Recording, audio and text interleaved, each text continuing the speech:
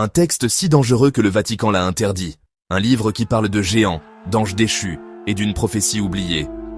Selon l'islam, ce mystérieux manuscrit aurait été révélé au prophète Idriss, celui que la Bible appelle Enoch.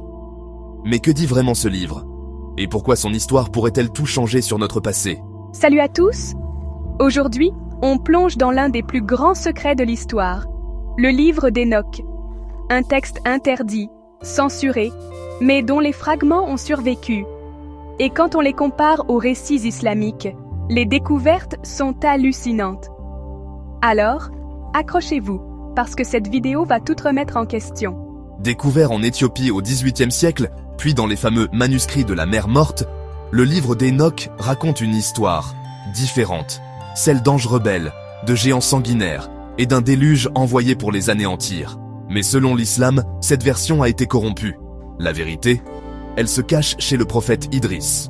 Dans la tradition islamique, Idriss est un prophète mystérieux, savant astronome, inventeur de l'écriture et premier homme à avoir été élevé vivant aux cieux. Mais ce qui nous intéresse aujourd'hui, ce sont les 30 pages de révélation qu'il aurait reçues, un texte perdu qui ressemble étrangement au livre d'Enoch. Le livre d'Enoch parle des Néphilim, des géants nés de l'union entre des anges déchus et des femmes humaines.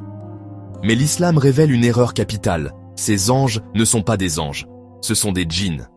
Oui, vous avez bien entendu. Contrairement à la croyance populaire, Satan Iblis n'est pas un ange en islam, c'est un djinn. Et les djinns, comme les humains, ont un libre arbitre. Certains sont bons, d'autres maléfiques.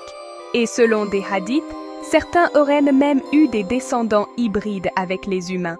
D'ailleurs, saviez-vous que le prophète Adam mesurait 40 mètres de haut et son descendant Idriss vivait parmi un peuple de géants? Coïncidence? Je ne pense pas.